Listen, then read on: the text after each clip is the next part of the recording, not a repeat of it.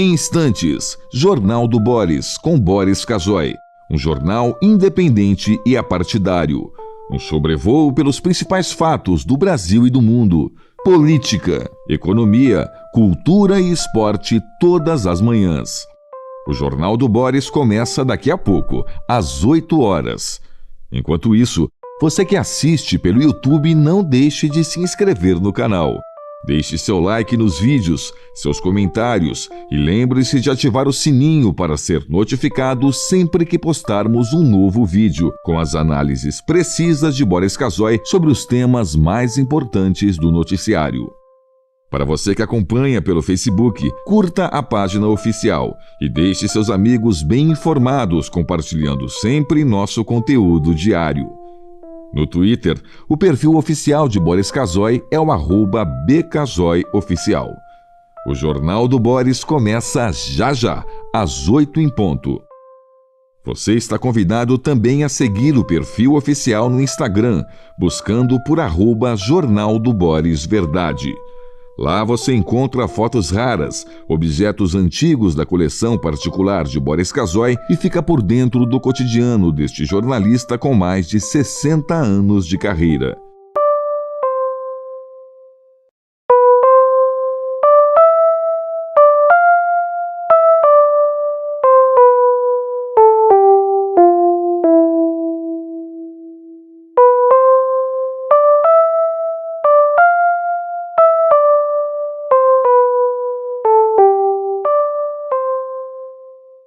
Em instantes, Jornal do Boris, com Boris Casoy. Um jornal independente e apartidário. Um sobrevoo pelos principais fatos do Brasil e do mundo. Política, economia, cultura e esporte todas as manhãs. O Jornal do Boris começa daqui a pouco, às 8 horas. Enquanto isso, você que assiste pelo YouTube, não deixe de se inscrever no canal. Deixe seu like nos vídeos, seus comentários e lembre-se de ativar o sininho para ser notificado sempre que postarmos um novo vídeo, com as análises precisas de Boris Casoy sobre os temas mais importantes do noticiário. Para você que acompanha pelo Facebook, curta a página oficial e deixe seus amigos bem informados, compartilhando sempre nosso conteúdo diário.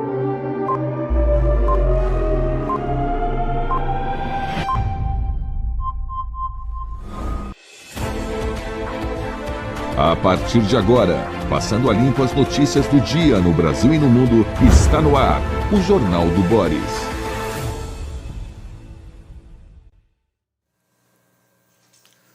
Bom dia, muito bom dia. Está no ar o Jornal do Boris. O Jornal do Boris é um sobrevoo pelos principais acontecimentos do Brasil e do mundo a partir das primeiras páginas dos jornais. É claro, é evidente que hoje os jornais dedicam-se quase que exclusivamente em suas sessões políticas e econômicas ao julgamento do grupo principal, do grupo mais importante que está sendo acusado de uma série de problemas, inclusive e principalmente de tentar aplicar um golpe na democracia brasileira. Durante o jornal a gente vai conversar sobre isso. Você já deve ter visto muita coisa na televisão. Não vou falar do mecanismo exatamente de como vai ser, a não ser as coisas principais, e procurar trazer opiniões a respeito do que começa a acontecer hoje. Deve durar 10 dias, serão 10 dias de muita tensão, de muito nervosismo.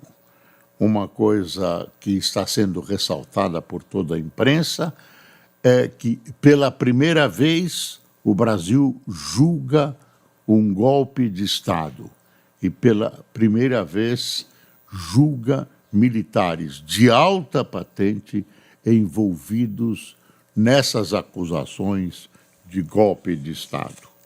Está aqui a Folha de São Paulo. STF começa a julgar Bolsonaro e generais por trama golpista. O Globo.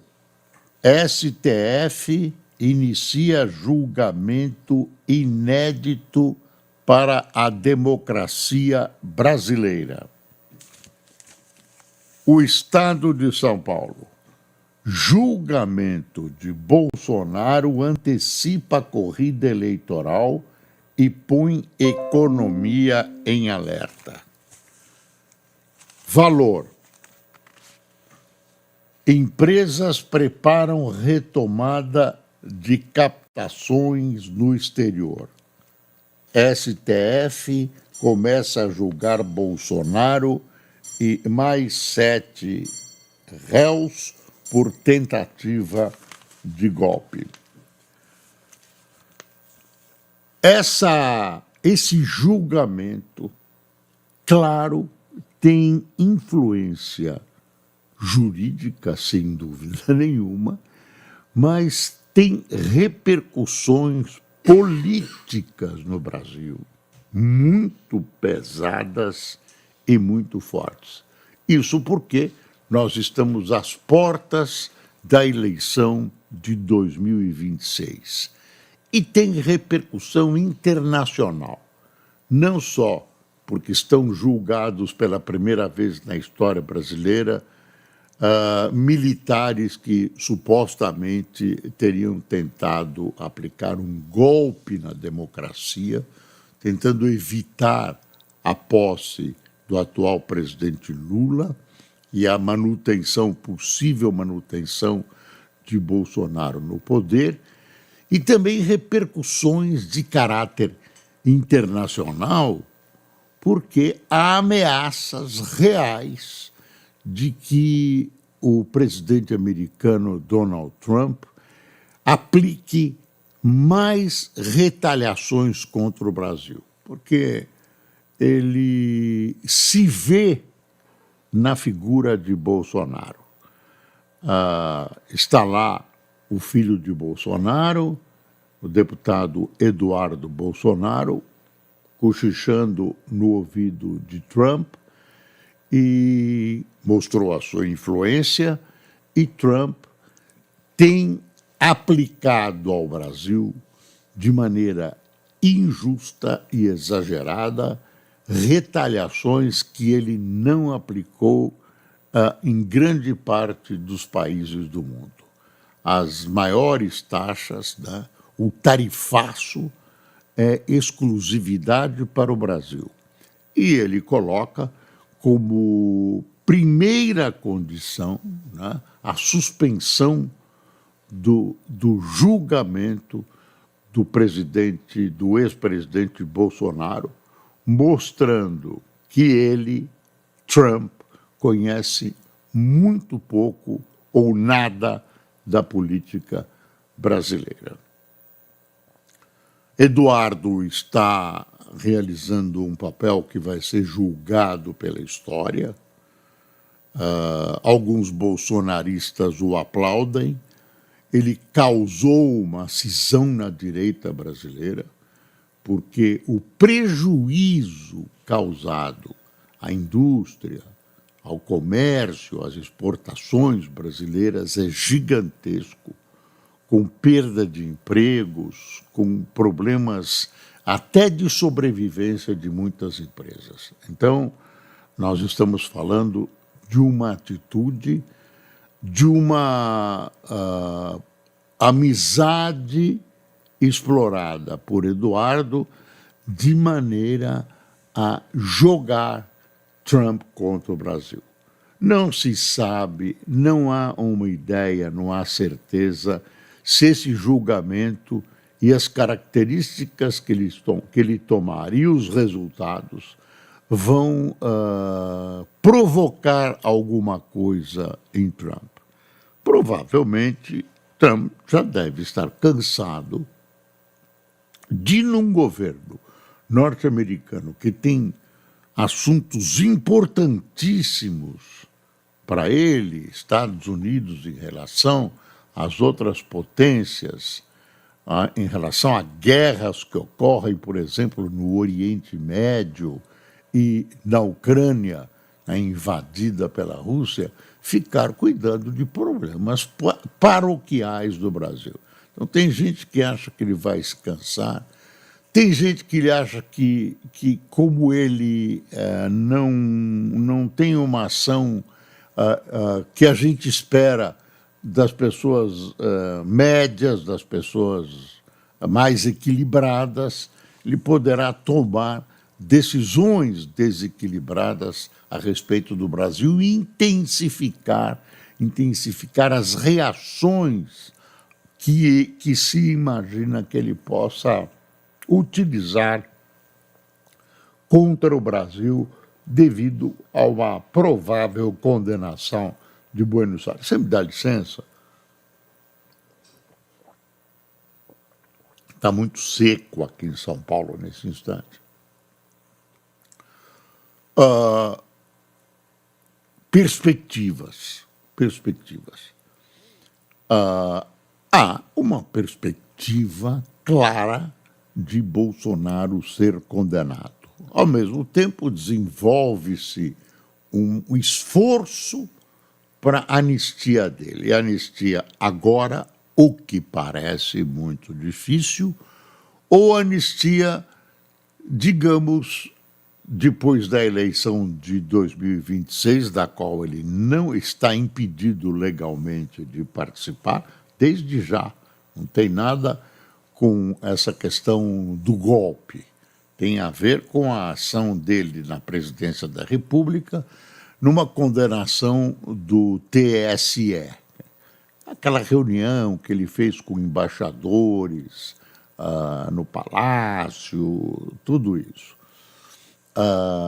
Se é justo ou injusto, se as provas trazidas, que são muitas, representarão alguma coisa no julgamento, eu não sei, nem posso aferir, é uma questão técnica. Agora, uma coisa que eu posso dizer com tranquilidade é que há uma tremenda má vontade com o Bolsonaro. Uma tremenda má vontade com o Bolsonaro. Quer dizer, a parte humana, a parte pessoal, né, são seres humanos que vão julgar, dos ministros, realmente não é das melhores para com o ex-presidente do Brasil. E Bolsonaro ajudou muito. Além disso, nós não podemos fugir. O STF, a quem caberá a palavra final, que a gente não sabe quando vai sair, né? Teremos 10 dias de julgamento. Poderemos ter o veredito e aí N recursos. Então, até o final do julgamento poderá ser levado para 90 dias além desses 10, se algum dos ministros que participam da primeira turma, no caso, dizem que Fux, algum deles poderá pedir vista do processo e ele tem 90 dias para o exame desse processo. Há um esforço dos bolsonaristas de tentar jogar o processo para o ano que vem, o que é um ponto de interrogação, mas pode acontecer muita coisa. Deixa eu fazer um parênteses aqui para duas notícias que têm relação com a imprensa e que são importantes. A primeira delas, muito, muito triste, é o falecimento do jornalista Mino Carta. Mino Carta, meu querido amigo, com quem eu trabalhei, com quem eu dividi inúmeros diálogos, e a gente brinca chamando isso de troca de figurinhas. Foi um grande criador, um ícone mesmo da imprensa brasileira. Ele criou a revista Quatro Rodas, participou da criação e a ele é atribuída a revista Veja, a revista Carta Capital, que está nas bancas. Está aqui no 477 uma foto do Mino Carta, morre Mino Carta, ícone do jornalismo brasileiro e fundação da Carta Capital. Trabalhou comigo na Folha, num curto período que ele permaneceu na Folha. Ele negociou a ida dele para lá e a incorporação pela Folha da revista, de uma das revistas que ele trabalhou. Enfim, as negociações acabaram não dando certo. Ele queria que a Folha incorporasse a revista Isto É. O legado de Mino Carta, mídia, o jornalista que mudou para sempre a imprensa brasileira. Ele era italiano de nascimento, brasileiro do coração, trazia um leve e simpático sotaque italiano. Além disso, além de jornalista, pensador, Mino era um belíssimo pintor. Ele pintou quadros bastante bonitos. Ele, numa entrevista a mim, dizia que era melhor pintor que jornalista, mas ele era um bom pintor, tecnicamente visto pelos entendidos como um bom pintor. Outra notícia na área da mídia, e é uma notícia importante, é que o William Bonner deixa o Jornal Nacional. Isso será... ele já anunciou ontem, contou rapidamente as razões que o levam a isso. Ele quer mudar dentro do jornalismo de ambiente, ele tem pouco tempo para fazer as coisas dele, ele reúne a apresentação com o cargo de editor-chefe e tal. Ele será substituído pelo jovem jornalista César Tralli. César Tralli, uma carreira longa, já começou muito jovem, né? É um bom jornalista da Rede Globo, é uma pessoa que eu conheço, aplicada, muito aplicada ao seu trabalho. Todos os jornais, olha, o Estadão deu aqui em cima a morte do Mino, não, porque ainda não deu tempo, provavelmente não deu tempo. Os jornais na internet, os sites vão dar daqui a pouco todos. Esse que eu li foi do 247. William Bonner deixará a bancada do Jornal Nacional após 29 anos. Isso tudo está sendo anunciado agora, mas começa a ser executado em novembro com uma série de modificações dentro da própria Rede Globo, dentro do jornalismo da Globo. Uma andança de cadeiras, mudanças de cadeiras. Aí são detalhes que você vai conhecer em breve.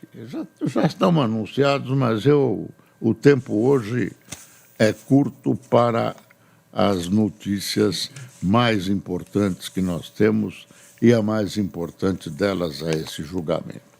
Paralelamente, está correndo, claro que ela está sendo encoberta pela importância do julgamento, está correndo a CPMI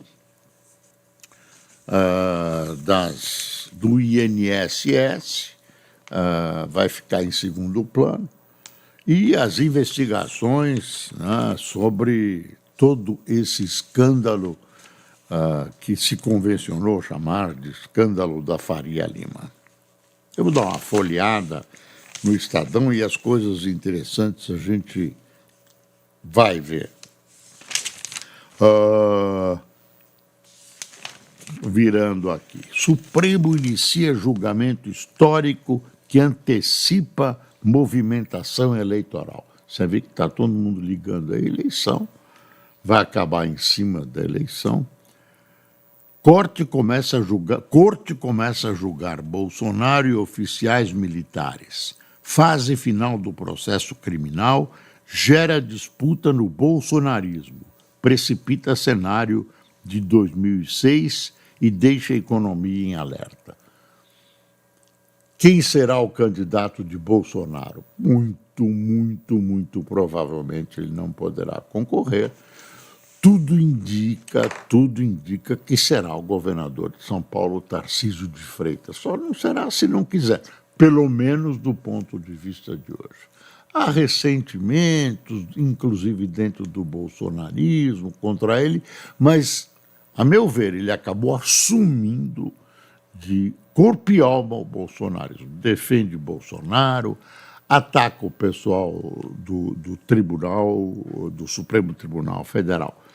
Aliás, sobre o Supremo, essa coisa de a gente conseguir imaginar o que o Supremo vai decidir, ou seja, pela prisão de Bolsonaro, menos provavelmente o Fux, que pode até pedir, dizem que ele não vai pedir, mas pode até pedir vista do processo. Era previsto, agora parece que ele recuou, mas a gente sempre fica de orelha em pé. E lembrar que o Supremo é um tribunal político. Claro, ele é nomeado politicamente, tem toda essa... Mas aí, como o ministro é perpétuo, enquanto durar, é claro, na sua posição, ele olha para a história e não olha para que eu nomeo. Devia ser assim, deveria ser assim, mas, na verdade, tem um ativismo político incrível, com declarações à imprensa, acordos, manifestações, trabalhos paralelos, parentes com escritórios de advocacia advogando para pessoas que são alvo do STF. Enfim, essa safra do STF vai ficar na história como uma safra que teve uma ação política e mais política partidária.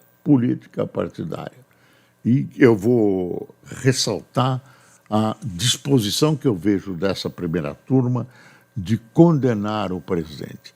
Eu vou desconhecer a legislação, quero dizer o seguinte, o tribunal tem 11 membros, e o julgamento vai ser feito por uma Câmara de 5 membros.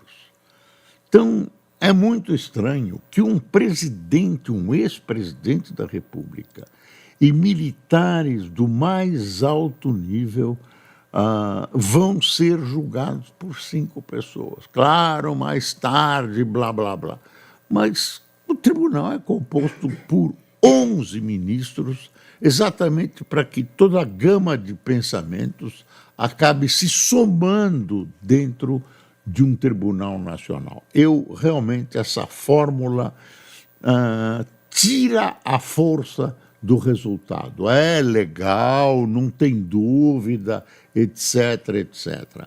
Mas é um julgamento que devia se dar no colegiado de 11 ministros. Eu acho que não ia adiantar nada, mas porque existe dentro do tribunal, esse ressentimento muito provocado pelo Bolsonaro o tempo todo. Depois ele deu uma amainada nas críticas dele, mas aí, enfim, os ferimentos já estavam feitos. O Estadão diz assim: Corte começa a julgar Bolsonaro e oficiais militares, fase inicial do processo criminal, gera disputa no bolsonarismo, precipita cenário em 2026 e deixa a economia em alerta. essa questão de 2026 é óbvio. Quem será, se o Bolsonaro não será candidato, quem será o candidato à direita que terá o voto do Bolsonaro? Será que, numa eventual condenação, ele perde força? Eu acho que ele será uma força eleitoral. Mais ou menos intensa a força dele, ele será um cabo eleitoral importante. Então, nesse caso, hoje, a visão é que é o Tarcísio que se equilibra entre não perder eleitorado ao centro, manter o eleitorado ao centro e, de alguma maneira, ser palatável ao Bolsonaro. Ele já disse que um dos primeiros atos, se não o primeiro ato dele, se eleito presidente da República, será anistiar, é graça que chama, graça, será, enfim, dar liberdade, né, perdoar o ex-presidente Bolsonaro. E logo depois ele diz, não, eu não sou candidato. Aí ele acabou se traindo, né?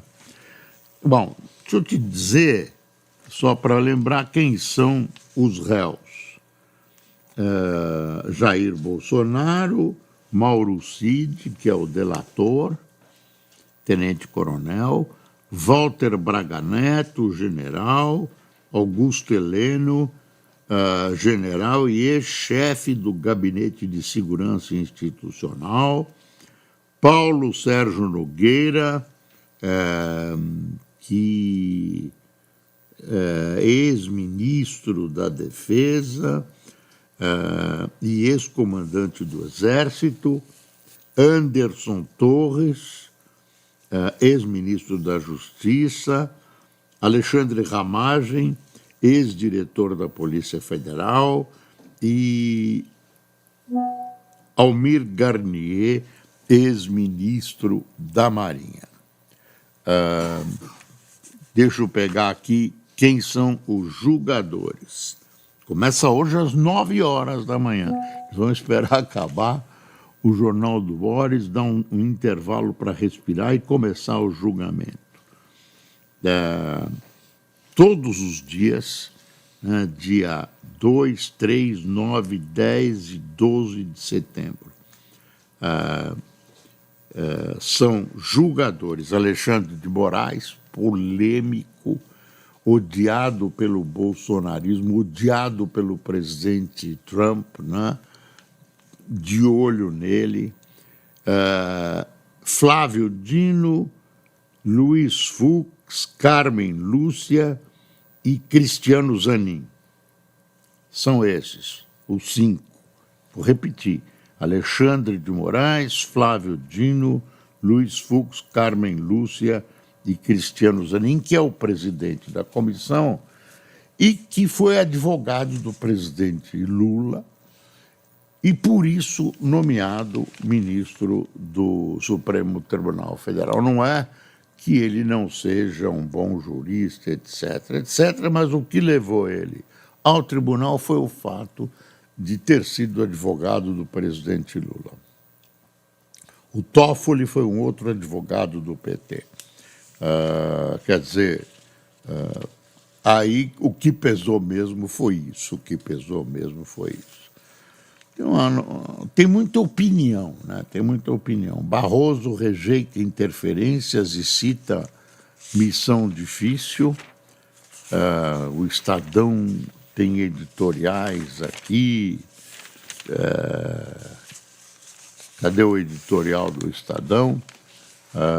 A democracia brasileira venceu. Início do julgamento de Bolsonaro e corréus no STF é o fim da indulgência com o golpismo que manchou a história republicana do país e a afirmação da força da Constituição sobre seus inimigos. Tem um outro editorial que aborda a condenação das tarifas dentro dos Estados Unidos por um tribunal, ainda tem que chegar ao Supremo lá, das tarifas de Trump, chama-se A Ilegalidade Óbvia das Tarifas de Trump.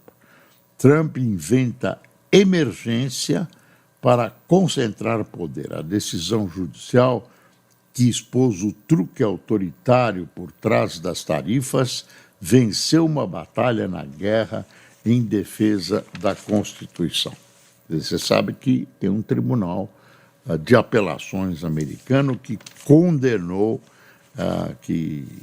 essa ação tarifária. Elas continuam em vigor até uma decisão posterior. Nossa, estão me dizendo que está aí, estamos perto do final do jornal.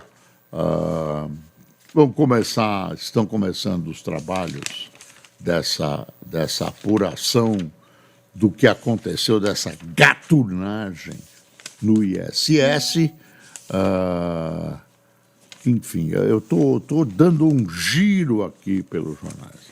Olha aí o novo trio, novo não, a nova dupla César Tralli, que vai apresentar o Jornal Nacional a partir de novembro. Deixa eu ver aqui. Socorristas lutam para buscar sobreviventes no terremoto do Afeganistão, sob críticas do Conselho Federal de Medicina. Liberada ozonioterapia. Até agora era considerada uma picaretagem. Projeto impõe regras mais duras contra devedor contumaz da Receita e, atenção, em cúpula, Xi, Putin e Modi reiteram união e alinhamento após o tarifaço. Uma reunião realizada na China, né? Lula convoca BRICS para fortalecer comércio no grupo. BRICS é uma coisa, essa reunião que levou à mesa mais de 20 países da região, essa é uma união contra Trump, que eu não sei porque esses países têm contenciosos entre si, não é fácil, mas pelo menos se esboça uma reunião, uma união internacional forte, para onde, infelizmente, Trump tem empurrado o Brasil para os braços da China, da Rússia, etc.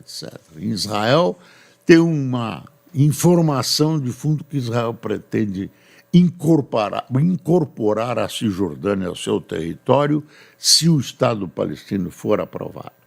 Bom, quem tomou cafezinho conosco, Luiz Sérgio Rubens Rampim, Eclésia Maria, Antônio Evaristo, Jorge Rocha, Pedro Scaleia, Claire Senhor, Rodrigo Campos, Eugênio Neto, Evaldo Vieira, Sebastião Dias, e Oleia Severo, Ivanise Melo, Nertan Almeida, Uriel Uebra, de Reduto, Minas Gerais, Vera Maria de Bocaina, Rebeca Carvalho de Fortaleza e Claudinei Oliveira de Monte Belo. Claro, não deu para a gente dar todas as notícias. Os jornais hoje estão mais dedicados a essa questão histórica do julgamento. Pessoal, esperando que o julgamento se dê dentro da Constituição e da melhor justiça, eu me despeço de você, né, imaginando que poderemos ter um Brasil melhor para a frente, porque do jeito que está agora, está muito mal. Muito obrigado e tenha um bom dia.